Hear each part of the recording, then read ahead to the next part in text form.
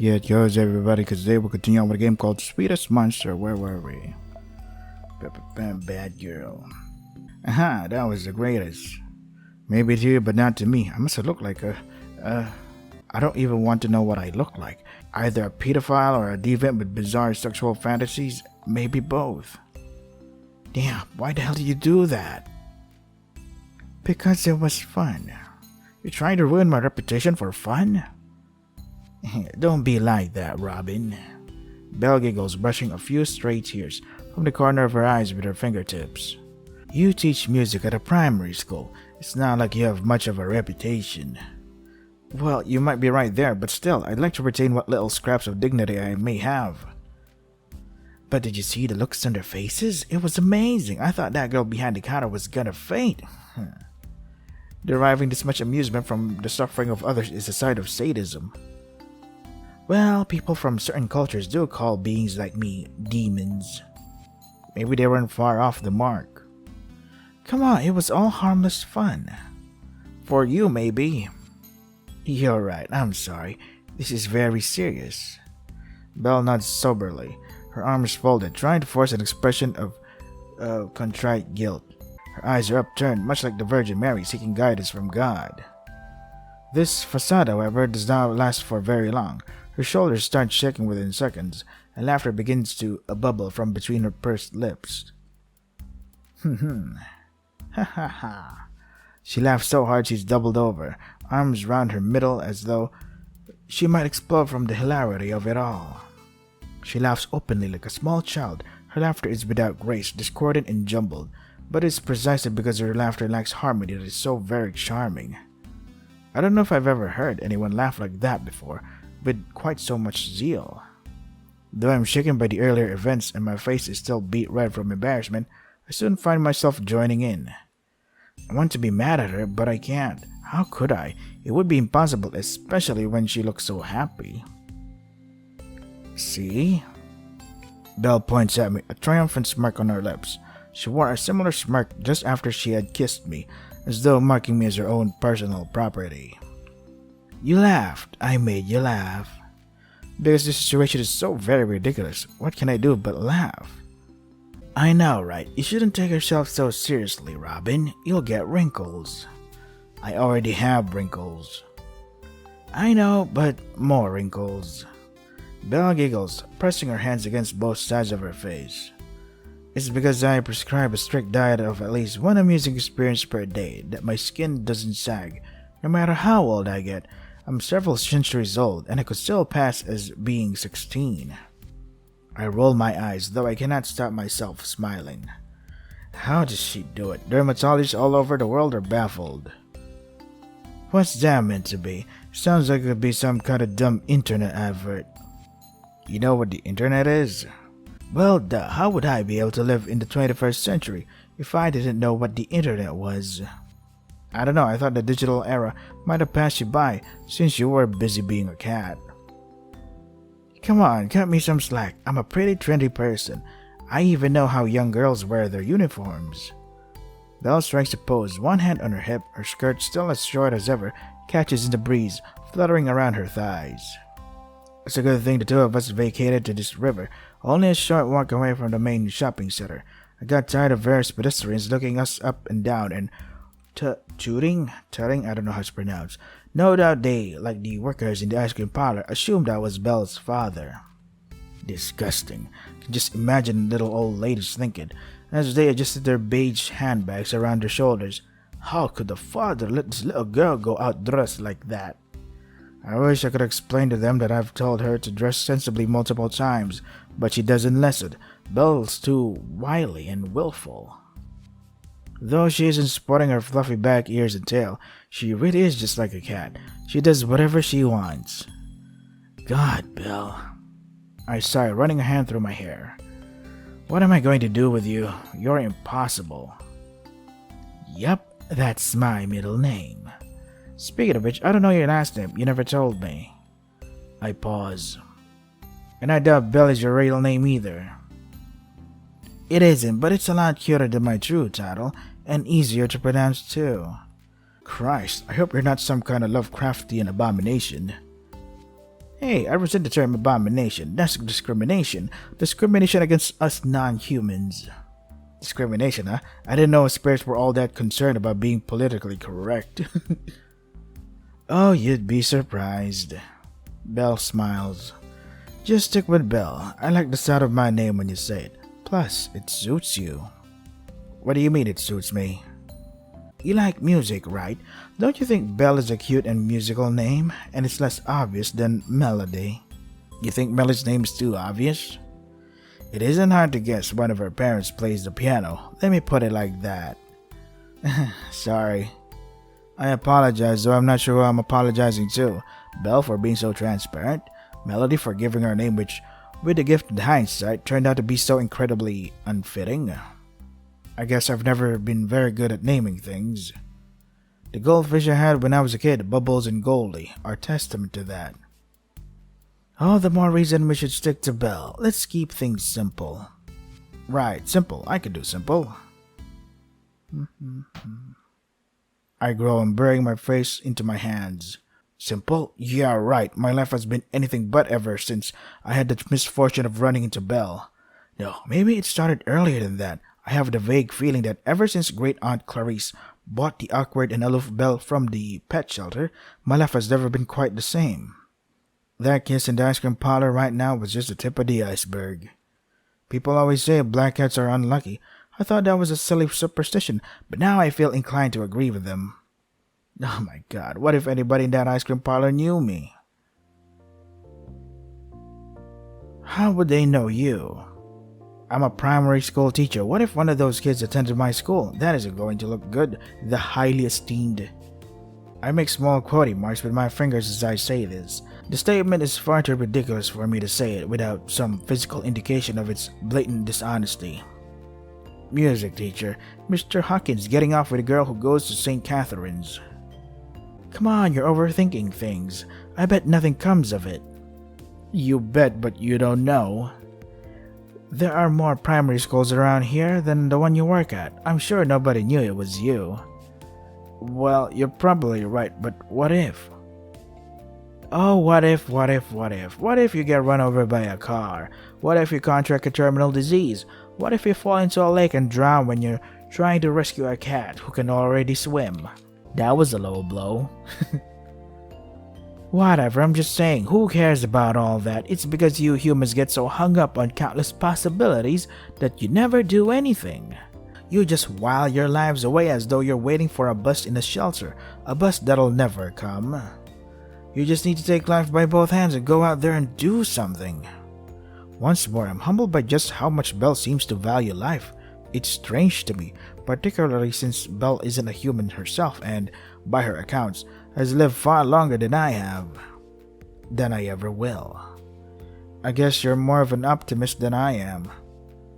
But of course.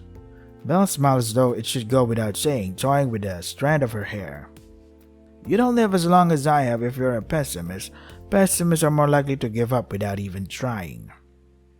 It's only by clinging to a positive attitude, no matter how adverse your circumstances, that you can overcome the doubt and the worry and the fear to be reborn again and again and again. I love being alive, you know. There's so much to see and do, no matter what you humans say. I don't think I'll ever tire of living, as long as there are people like you in this world. I stare. Belle stands by the river, still clad in her silly school uniform. However, under the light blue sky, she looks strangely celestial, almost like an elegant figure in a painting, a relic from bygone years, now lost in the annals of time. When she talks like this, without her typical childish inflections and light-hearted teasing, she sounds as old as she says is, wiser too. Far smarter than me. The water ripples slowly, dark blue. Oil on a canvas. I really do love you, Robin.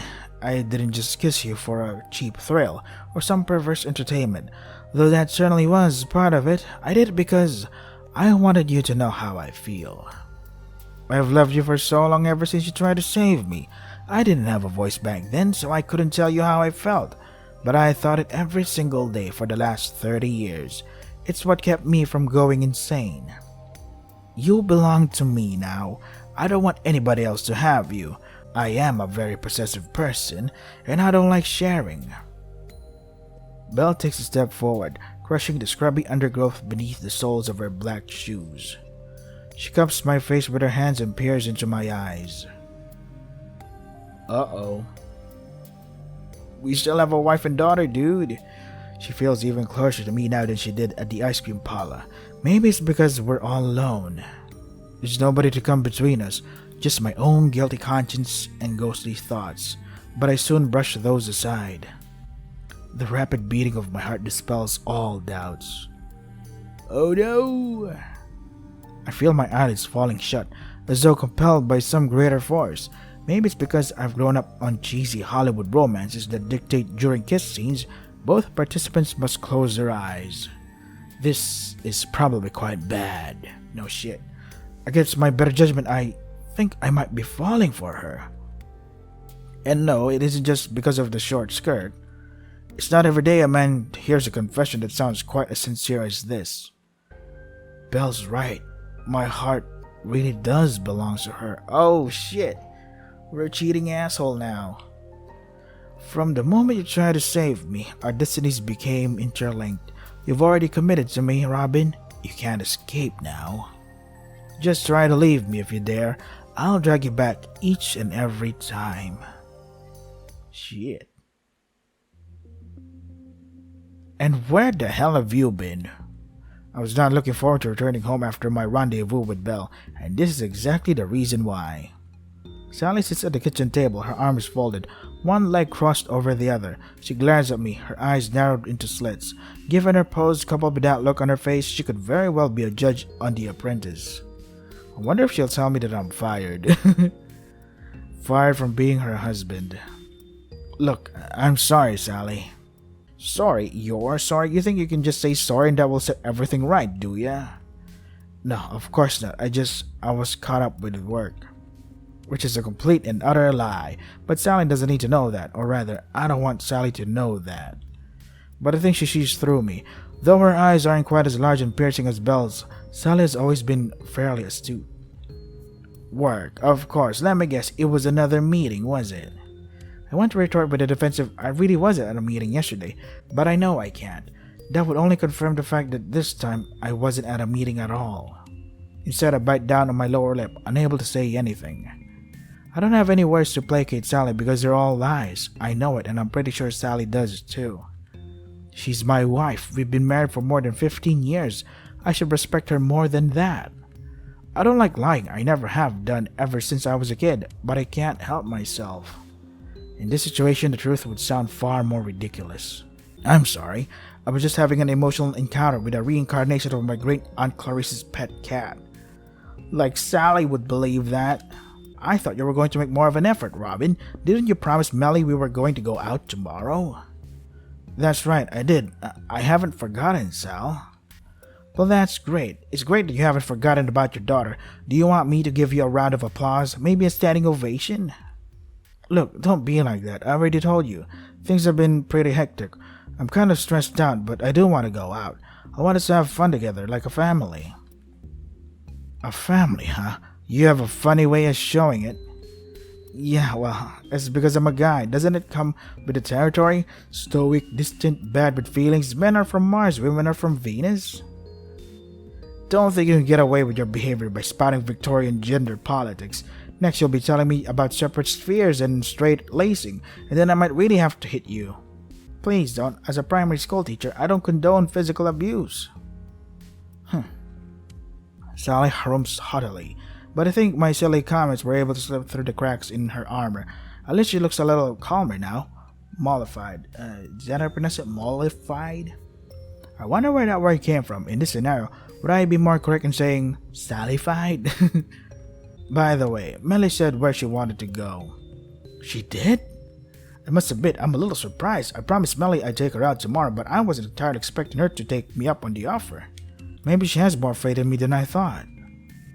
Yeah, she did. You would have known that yourself, Robin, if you'd been back in time for dinner. I'm sorry. Guilty as charged. What was for dinner, by the way? Pork chops. I left yours in the microwave. It'll be cold by now, but I could hardly do anything about that.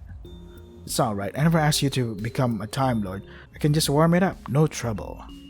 Sally's lips quirked again at my comment, though she tries to keep her inadvertent smile under control. I hate it when you do that, Robin. Do what? Tell jokes like that. It makes it infuriating and difficult to stay angry with you, even when I know I should. Then don't be angry. Please, let's not. Not when we're going out tomorrow. Sally inhales heavily and shakes her head. Alright, fine. For somebody who can be such a bungler of words, I can be surprisingly smooth at times. So, where did Melly want to go? Where do you think? What are Melly's fondest memories? Not our holidays to Whitby? Well, Whitby more like. We used to go there a lot during the summer holidays, Sally, Melly, and I, but Mother Nature was against us and it nearly always rained. I don't think we got to go sunbathing once. Well, that's England for you. I don't think Whitby would be Whitby if it weren't under a constant cloud of rain. No wonder that annual Goth festival takes up place there. Can't think of a better place for dark, gloomy people than dark, gloomy Whitby. For some reason, Melly always loved going to Whitby. She liked examining the ruined chapel, meandering through the cobblestone streets, and rifling through all the tacky little gift shops. The fact she never got to swim didn't seem to bother her, probably because Melly doesn't actually know how to. Sally and I kept saying we'd take her to the local leisure center when she was younger, but neither of us ever got around to it. In any case, I think Melly would have enjoyed Whitby far less if we ever did manage to make it onto the beach. We went to Cornwall a couple of times in the past, and Melly never appreciated the warm beaches or bright blue waves nearly as much as she did being bundled up in her pink anorak, pelted by the rain. What a contrary girl. I guess she's pretty dark and gloomy herself. That's right, Melly loves Whitby. It's one of her favorite places. Well, that's a humble enough wish. Whitby isn't too far away. Only an hour or so, give or take. Right, if our sweetheart wants to go wet in Whitby, she can get wet in Whitby. I have no qualms about that. You might want to think about packing an umbrella or two, though. It never hurts to be prepared. Yay, we're going out tomorrow. But what about, May 15th, Saturday. What about Belle? She gonna follow us? Robin, did you remember to pack the picnic hamper? I'm doing that, Sally dearest. Just a second. The hamper is a cute little knick-knack made of wicker. It looks like something Red Riding Hood might carry, escaping through the forest on her way to see her sick grandmother. Sally tried her hardest to make today as perfect as possible. She woke up at 6 a.m. on the dot, when the birds began to chirp on the telephone poles to prepare this meal for the three of us, our happy family. It's 7:30 in the morning now, the sun sleepily peeking out through the clouds, and we're all dressed ready to face the new day. Even Melody is awake before noon, a rarity on her own weekends. She sits at the table, doubled over like a tomato plant that's come loose from its supports. She nurses a cup of coffee in her pale hands, hiding behind her curtains of long black hair so it's hard to see her face. Well, at least she's awake, that's something I suppose. Yay, progress. Oh, my bag. I take the basket with me and nudge my way out through the front door. The boot of the car is already open, loaded with umbrellas and raincoats. Seems like a bit of an odd mix, packing items used to protect oneself from the rain and a picnic basket plus blanket. They seem mutually exclusive somehow. Oh well, if Sally wants to have a picnic in the rain, I suppose that's what we'll have. Soggy or not, Sally's sandwiches always taste nice. I deposit the basket in the boot alongside the umbrellas, then turn back towards the house. I don't make it more than 3 paces, however, when I pause. There's something soft rubbing against my leg, a distinctly familiar sensation. Uh-oh. Here we go. It's a cat. A black cat.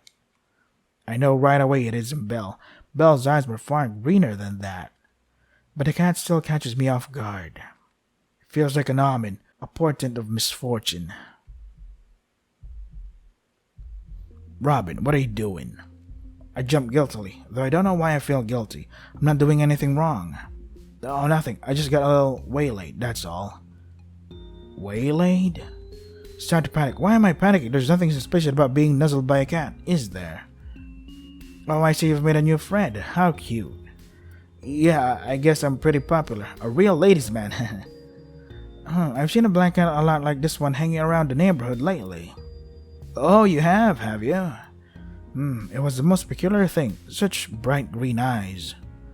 You don't say. That would explain why Belle seems to know almost everything about me. Does she slink around my front garden often, trying to peer into our windows? The thought is unsettling. I haven't seen the cat with bright green eyes for a while now, though. I think she was a stray. Didn't have a collar. I bet she was abandoned, the poor thing. Sally sighs. People really are horrible. They think a cat is something for Christmas but can't commit to them for life. I feel sorry for her. If only you knew, Sal.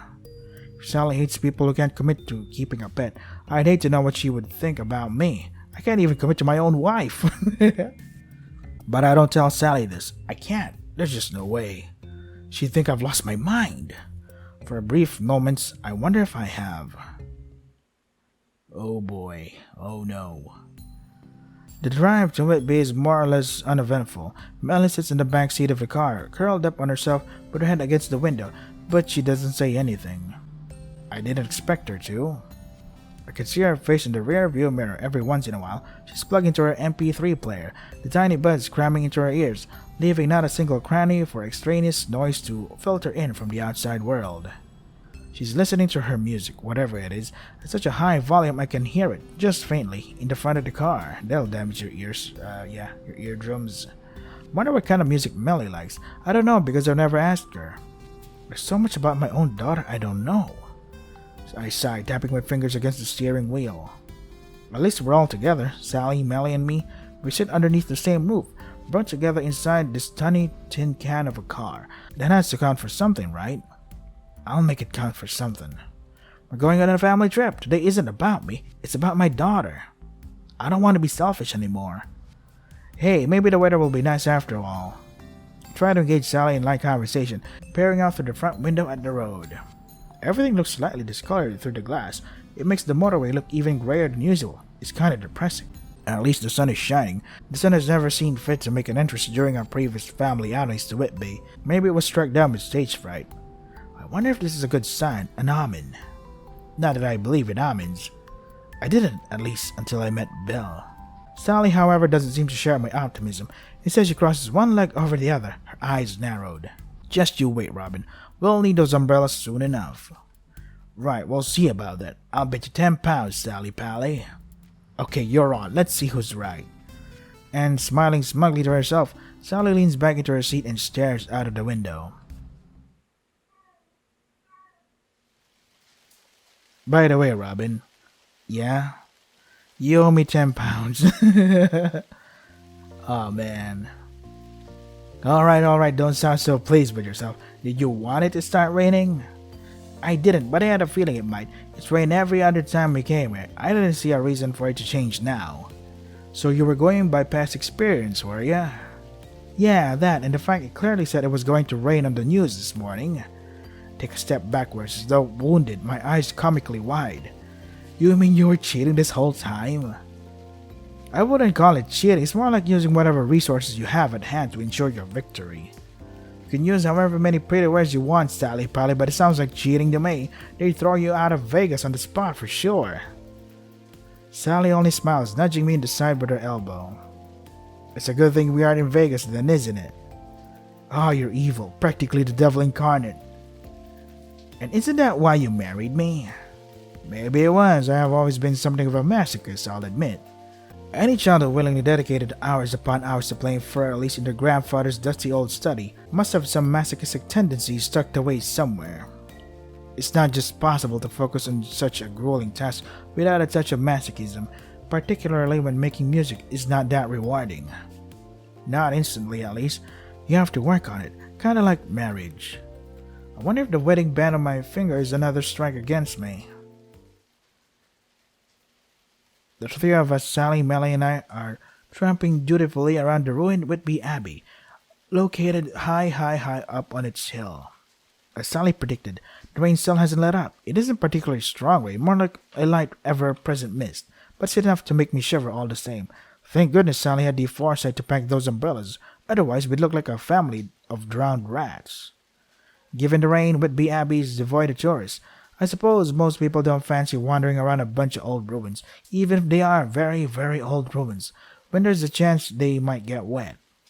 I don't really mind. It makes everything seem more private. This abbey has a long history. Apparently, it's where Bram Stoker came to draw his inspiration for Dracula. I wonder. I turned, examining the stone walls and vaulted arches that seem to grow out of the muddy ground. Without a roof, the abbey doesn't look like a real building. I could just as well be in the ruins of Atlantis. It's wet enough. Stranded on this hill, pelted by the rain, will I also have an encounter with a pale-skinned, blood-sucking monster? Uh-oh. Foreshadowing. A few days ago, I would have shaken my head at this foolish fancy and snorted at my own self-indulgence. Now, however, it doesn't seem too far beyond the realms of possibility. I've already met Belle, and she's about as vampy as they come, minus the sharp incisors, of course. The wind is beginning to pick up. It whips at the umbrella held in my hand, threatening to blow it inside out. I hate it when that happens. It's so embarrassing, particularly when other people start to stare at you in the street, as though it's never happened to them. Fortunately, Melly, Sally, and I are the only ones here. If I fail to control my wild umbrella, grappling with it as a bullfighter might attempt to avoid the horns of their designated bull, nobody else will be around to see me fall in the line of duty. I think I might have mixed my similes up a little there. Well, I'm not a translator like Sally. I'm just a music teacher. Speaking of Melly, I'm not sure where she is. I think she went off on her own to explore the ruins. I didn't get a chance to talk to her, but I swear she was smiling. That at least was a comfort. Hey, Robin. I did pronounce that word ensconced. In my thoughts, I almost forgot Sally was here. Maybe it's because of this hill. High places do that to me. You draw me into my own personal little reverie, and I start to blank everything else out. What is it, Sal? I'm not really a fan of all this rain. I think I might go to Green's. The tea shop? Of course I mean the tea shop. Where else would I mean? It's a fair point. The three of us having coming here on family trips for years and years now, I know Green's almost as well as I know the back of my own hand. And when I say it, that cliche means something. Most people don't spend all that much examining their hands, but most people aren't pianists like me. If you play the piano, you get into the habit of paying more attention to your hands than other people. They're kind of an important component of your craft. I haven't played the piano much lately though, not properly. In any case, Green's is a humble little cafe only a short walk away from the abbey, at the base of the sloping hill and by the river. The interior decor is mainly comprised of wood, and it has the comforting, homey smell that seems strangely absent from chains like Starbucks and Costa. Though I like Green's, I found myself frowning regardless. I thought this was meant to be a family trip. It is a family trip, but more than that, wasn't it supposed to be a Robin and Molly bonding exercise? I opened my mouth, closed it again. I can't argue with that. Sally's right. Unfortunately, it seems the two of you haven't done all that much talking. Maybe not, but at least we're within a mile radius of each other. That's saying something. That may be, but you haven't said anything to her yet, have you? I rubbed the back of my neck. You sure say it like it is, Sal. That's because I'm a realist. I see things how they truly are. I don't get lost in my daydreams like you, Robin. And again, she has another point. Sal always been made of stronger stuff than me, though she does so often favor those soft pastel-colored shirts. Anyway, I think you and Melly need some alone time. Try to talk with her a little. Ask her some questions. I think she'll appreciate it. I can hardly tell Sally that the thought of interacting with my own daughter fills me with dread. My stomach feels cold, like I've just swallowed a mouthful of dirty water from the bottom of a well. I gulp. Well, we all need to face up to our fears eventually. I know deep down what I'm scared of isn't Melly. Not really.